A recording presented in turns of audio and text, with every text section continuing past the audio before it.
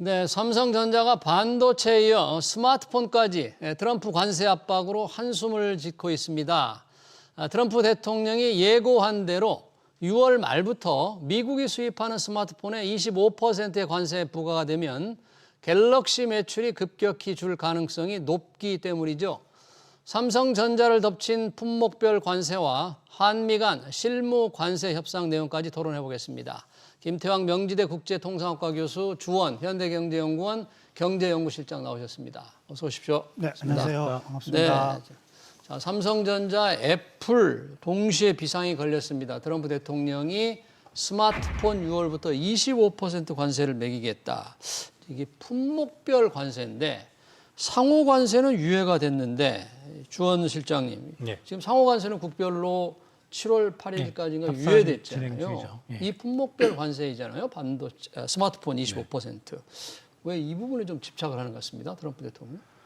이제 철강하고 자동차에 대해서 25%가 들어가 있고, 요번에 스마트폰, 그리고 앞으로 이제 의약품 얘기도 좀 있는데. 의약품도. 예. 그러니까 제가 말씀드렸던 산업들을 보면, 네. 어떻게 보면은 미국이 과거 전 세계 그 산업을 주도하던 그런 업종들이거든요. 철강이나 자동차. 예. 그리고 이제 스마트폰도 여전히 애플이 주도하고 있지만 그 스마트폰 산업에서 어떤 산업의 주도권은 애플, 미국 회사란 말이죠. 네. 근데 그러다 보니까 국가별 상호 관세 쪽에서는 이게 트럼프도 아는 거죠. 시간이 오래 걸리고 성과도 별로 없고. 근데 네. 철강 자동차 이번에 스마트폰 때린 건 그냥 트럼프 말 한마디면 되는 거거든요.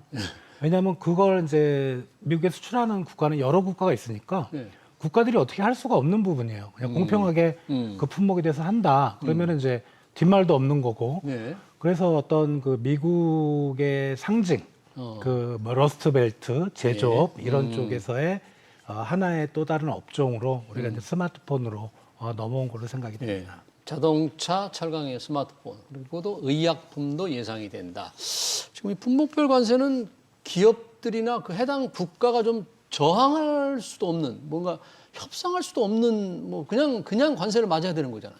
그렇죠. 아무런 대응 네, 수단이 예. 없습니까? 스마트폰의 경우에는 미국 내에서 애플 아이폰이나 또 삼성 갤럭시나 하나도 지금 생산이 안 되고 있습니다. 안 되는 거죠. 예. 그런데 전량 수입을 하면서 예. 그 관세를 이렇게 25%를 부과한다면 미국 소비자들의 반발이 심할 것 같은데요. 네. 우리 조원 실장님 말씀하신 것처럼 중장기적으로는 미국 내에서 생산하라는 그런 유도 책으로 보여지는데 단기적으로 되기가 어렵지 않습니까? 그렇죠. 조금 조심스럽기는 합니다만 단기적으로는 이미 아이폰 생산을 이제 중국에서 인도로 지금 많이 이전을 하고 있고요. 인도 생산을 확대해 나가고 있고요. 그렇죠. 2030년까지 거의 중국보다도 인도의 생산을 더 늘리려고 합니다. 현재로서는 중국 생산이 아마 한 80% 이상이 중국에서 생산이 되고 한 20%, 10%에서 한 20% 정도 인도에서 생산돼 그 정도일 겁니다. 물론 중국 생산은 이제 타이완의 업체가 들어와서 폭스콘이 조립 생산하고 있긴 합니다만 그럼에도 불구하고 이러한 기업을 대상으로 이렇게 품목별 관세를 부과한 것은 뭔가 메시지를 전하고자 하는데 4월에도 반도체와 스마트폰에 대해서 관세를 부과하겠다고 해서 유예를 품목에서 유예를 시켜놨죠. 그렇죠. 그래서 6월 말까지로 했는데 조금 더 가변적인 부분도 없지 않아 있을 것 같고 그 사이에. 협상에도 좀 활용하고자 하는 그런 부분이 있지 않을까 싶습니다. 아직 한 달 좀 더 남았으니까 혹시 네. 변수가 있을 수가 있는데 예정대로 25% 관세가 부과된다면 가격에 만약에 그렇게 반영이 되면 얼마나 비싸지는 거예요? 미국 소비자들이 어떻게 살겠는 거예요? 미국 뭐 여러 분석 기관에서 나오는데 뭐 최대 8배 정도 비싸진다는 데도 있고. 8배나 왜 25% 관세가 매기는데 그렇게 비싸요? 만약에 이제 25%라면은 그 정도 관세를 그 스마트폰 회사들이 만약에 일정 부분 감내하면 25%가 안 올라가면은 뭐 그 밑으로 이제 가격이 올라갈 수 있는데 만약에 트럼프가 원하는 것처럼 생산 기지가 만약 미국으로 넘어가면 미국에서 생산한다면 왜냐하면 이제 그게 간단한 논리인데 일단 인건비는 우리가 1인당 국민소득으로 보면 되거든요.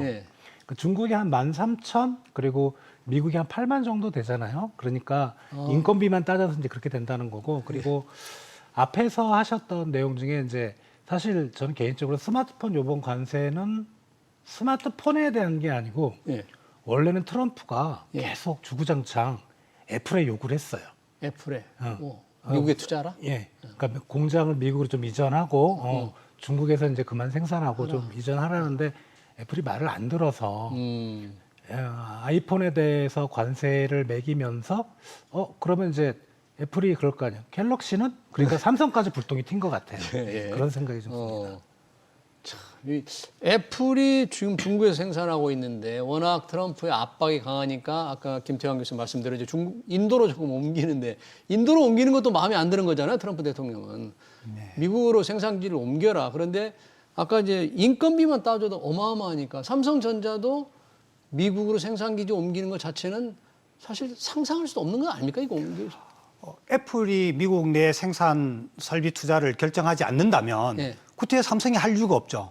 똑같이 삼성도? 아이폰이나 예. 갤럭시나 똑같이 관세가 부과되고 예. 해외에서 생산되기 때문에 그리고 삼성전자로서도 그런 대규모 투자를 미국에 할 만할 건가라는 것에 대해서는 좀 회의감이 들 겁니다. 왜냐하면 삼성전자의 그 갤럭시 스마트폰의 전 세계 수출량의 대미 수출 비중이 8%가 안 됩니다.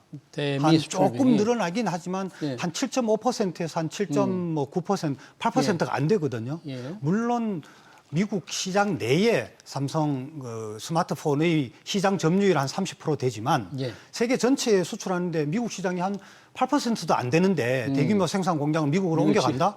고임금을 부담한다? 이거는 삼성전자로서 결정하기 매우 어려운 부분이죠. 네. 결국은 관세를 그냥 부과된다면 생산 공장 옮기라는 트럼프 대통령의 요구는 들어줄 수는 없는 거고 이제 가격을 올리는 수밖에 없다 이거죠. 그러니까 저는 이제 소비자들이 정작 지불해야 하는 가격을 감내할 수 있을까? 미국 교포라면 뭐 스마트폰, 애플, 아이폰, 갤럭시 뭐 엄청나게 오르는 거잖아요. 네. 그대로 관세 얹으면 이제 만약에 그 미국에서 생산되는 갤럭시 아이폰만이 없는 게 아니고 예. 제가 알기로는 스마트폰은 미국에서 생산되는 게 없습니다. 스마트폰. 거의 예. 예. 그렇다면 이제 모든 스마트폰 가격이 동시에 올라가는 거거든요. 예. 그러면은 사실 문제될 건 없는데 이제 문제가 뭐냐면은 말씀하셨다시피 애플은 점유율이 엄청 높고 아이폰은 그렇죠. 또 그 우리 갤럭시는 점유율이 상당히 낮고요. 그 말은 결국은 영업이익도 그렇게 바뀐다는 거거든요. 네. 그럼 영업이익이 높은 쪽에서는 그 회사가 가격 올리는 폭을 최소한으로 할 수 있지만 삼성은 애플에 비해서 가격을 회사가 감내할 수 있는 부분이 작다는 거죠. 그러니까 올라가는 그 상품 가격의 인상률이 예.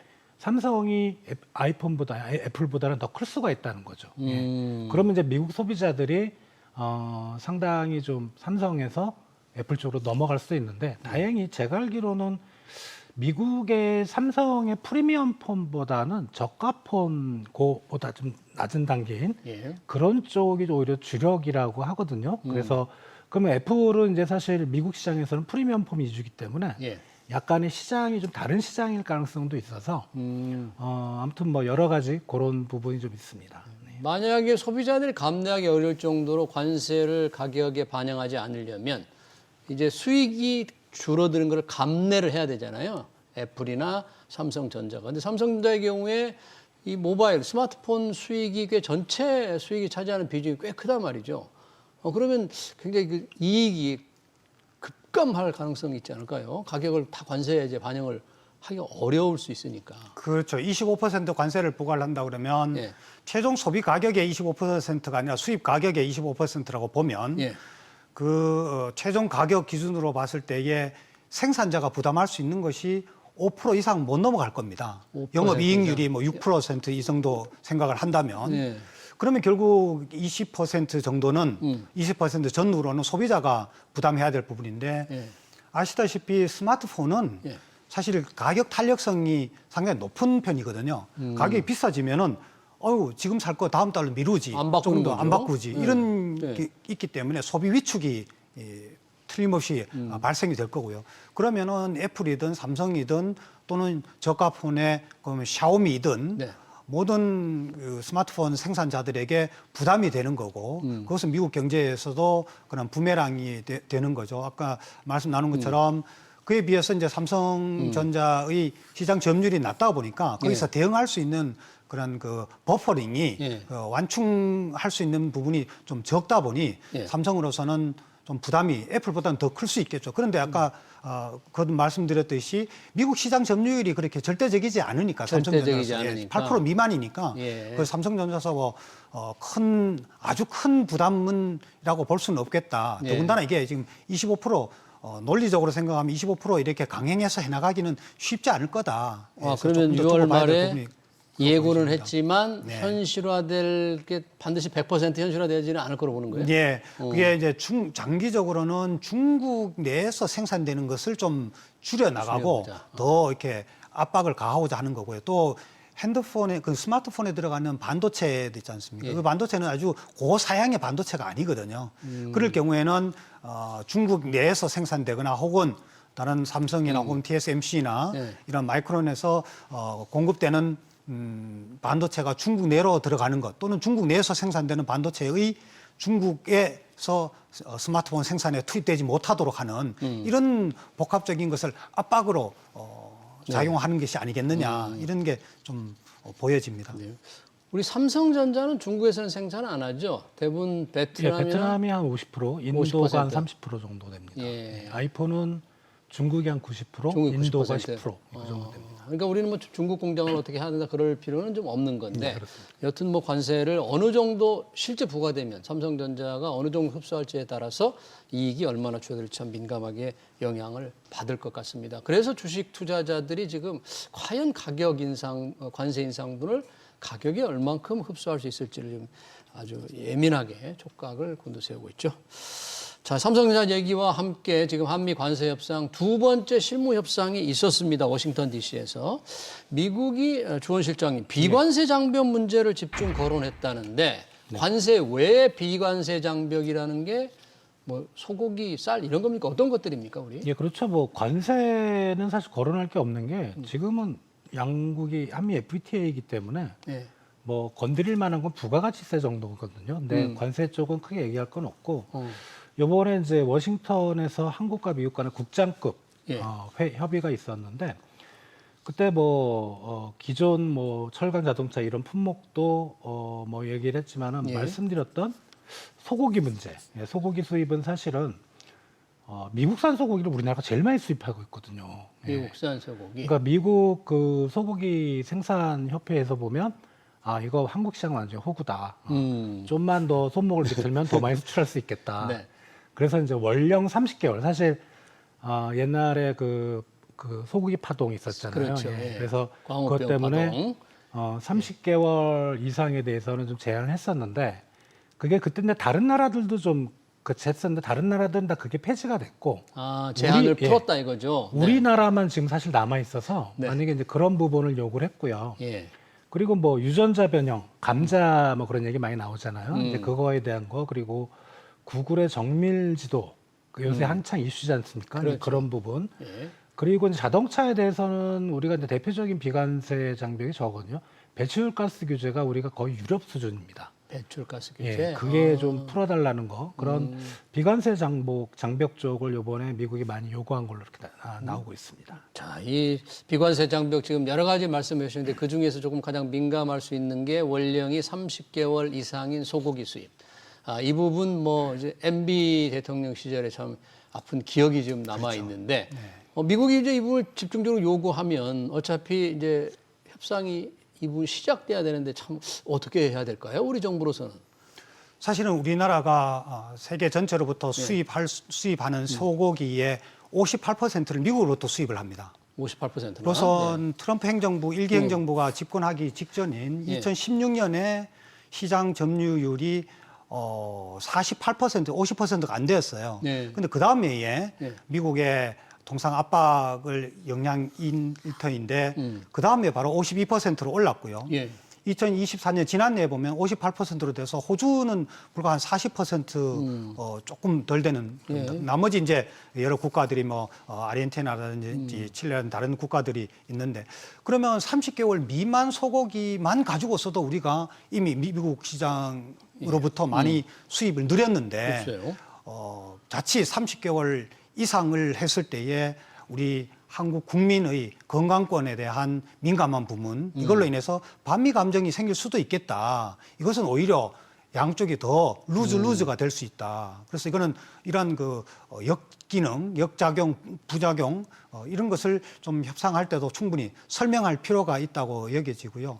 또 쌀 시장도 마찬가지일 겁니다. 지금은 예. 쌀은 식용 수입은 하지만 쌀 시장이 개방되었지만 우리가 지금 수입 쌀에 대해서 510%, 약 510%에 관한 관세를 부과를 하고 있습니다. 일정 물량은 낮게 들어오는 거죠. 일단 일정 물량만 할당. 그거는 할당 거는 그 저율 관세 할당이라고 해서 일정 물당 그거는 1988년 기준으로 네. 소비량의 기준으로 해서 그까지는 이제 그 저율 관세를 적게 하고 그 이상에 대해서는 높은 관세를 부과한 이거는 2014년에 이미 우리 쌀 시장을 개방했음에도 불구하고 그때 부과했었던 그런 관세를 조정 관세를 여지껏 유지를 하고 있는데 예. 이 부분도 미국이 협상력으로서 이렇게 좀 개방을 압력을 가할 수 있는 부분이 되겠고요. 예. 그리고 또 뭐 의약품이라든지 아까 말씀하신 그런 GMO라든지 구글 지도라든지 뭐 이런 또 최근에 나오는 지난해에 아니죠 이번 3월에 처음 언급된 게 이제 절충무역이라는 게 있습니다. 우리가 미국으로부터 미국 아니면 EU로부터 무기를 구입했는데 전에 러시아에서도 조금 했었죠. 이제는 러시아에 끊겨져서 미국에서 무기를 구입을 할 때에는 그 첨단 기술에 대한 기술 이전을 이렇게 전제 조건을 달았습니다. 예. 그걸 이제 관행으로 해왔었고요. 그게 계약에 넣었었는데 그걸 이제 절충무역이라고 하는 절충무역이라고 합니까? 그거를 미국에서 이제 아니 뭐냐 무기 구입하면 구입하는 거니 거기 왜 기술 이전을 왜 이렇게 걸어서 요구를 하느냐 조건을 걸으냐 왜 그렇죠. 거기다가. 그걸 풀어라라는 예. 것도 나오는데 이런 그 관세 이외의 모든 무역 장벽을 비관세 조치라고 한다면 미국으로서는 이런 것이 관세를 시비 걸게 빌미가 적으니까 이런 걸 이제 동원을 해서 어떻게든 압력을 가할 거고 우리도 또 이런 비관세 조치를 잘 활용을 해서 예.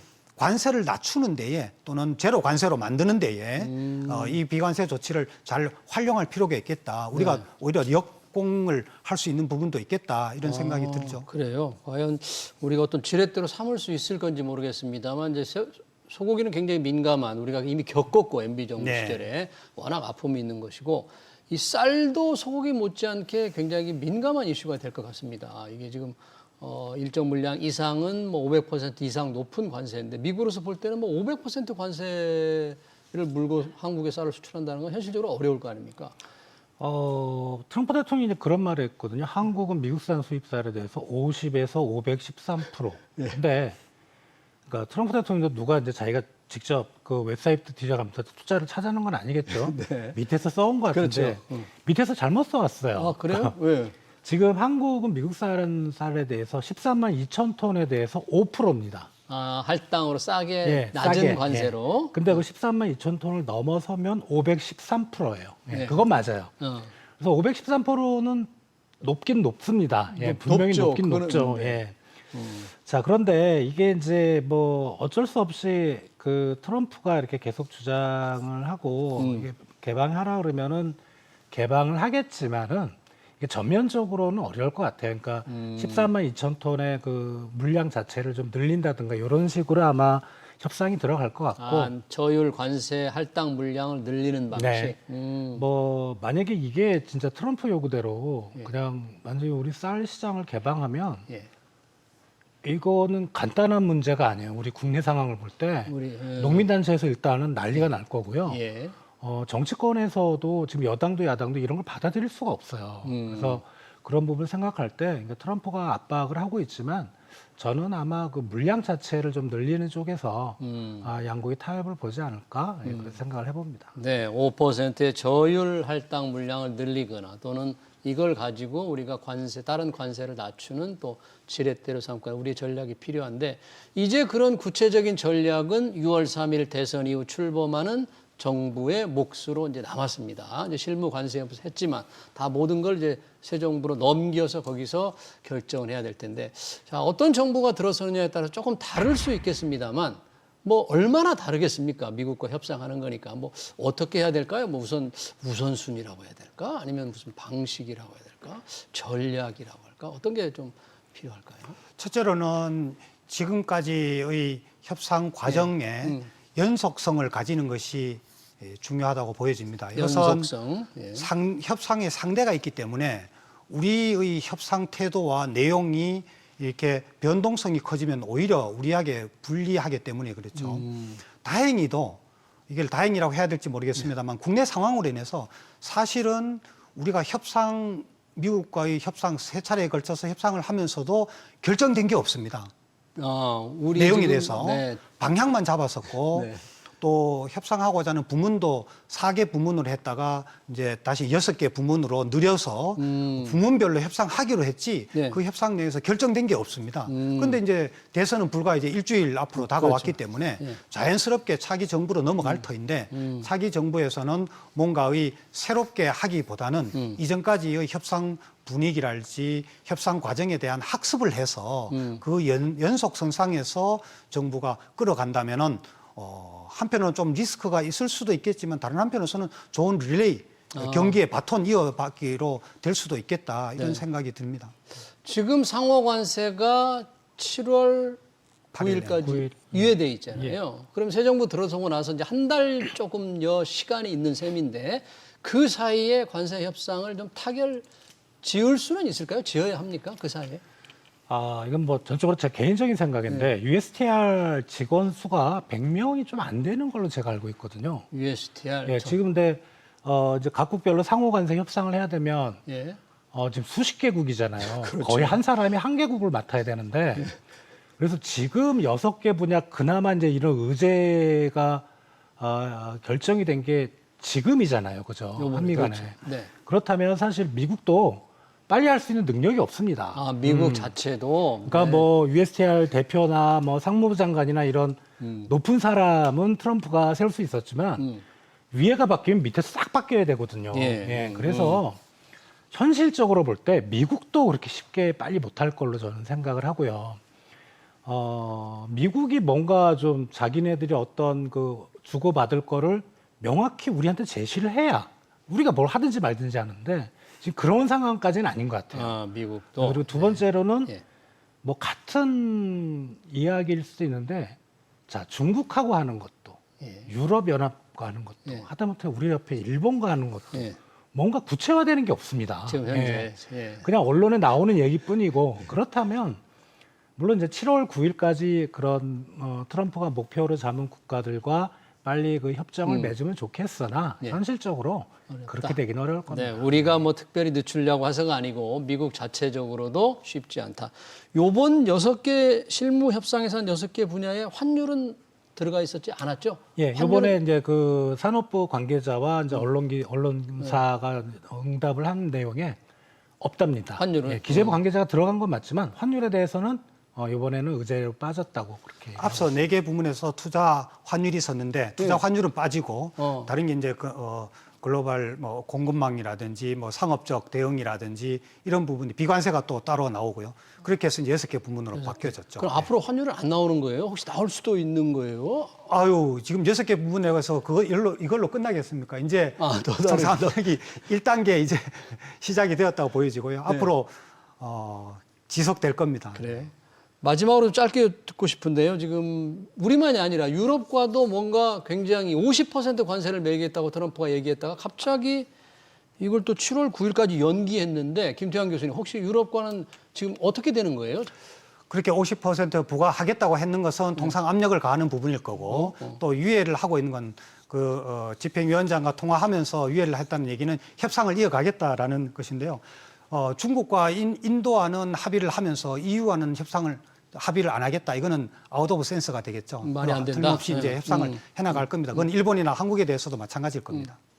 그래요? 왜냐하면 어떻게 되느냐에 따라서 다른데 이게 50%를 매기겠다고 유럽을 했다가 이걸 또 늦추니까 증시에서 투자자들이 조금 안도하는 것 같아요. 트럼프 대통령 물론 처음 엄포를 놨다 경고를 했다가 또 뒤로 빼는 게 워낙 많은데 조금 시장에는 안심할 수 있는 소재는 되는 거죠, 이 정도면. 그래서 만약에 이제 앞으로도 트럼프가 어떤 이제 협상에 관련해서 어떤 나라에 대해서 뭐 강력한 메시지 경고할 때 그때 주식을 사세요. 예. 그때 주식. 왜냐하면 며칠 있다가 그걸 또 이제 다시 없던 일로 하니까 저는 그 트럼프 때문에 주식시장이 많이 좀 변동성이 높아졌다는 생각이 됩니다. 네, 워낙에 이제 트럼프 대통령 말을 믿기가 어려우니까 정말 50% 관세할 때는 시장이 위축됐다가 다시 유예한다고 하니까 시장이 다시 회복하는 변동성이 정말 큽니다. 트럼프 대통령 관세가 우리한테 어떻게 미칠지 또 새 정부에서 어떻게 협상할지 관련 토론을 여기서 시간 관계상 마쳐야 될 것 같습니다. 지금까지 김태왕 명지대 국제통상학과 교수,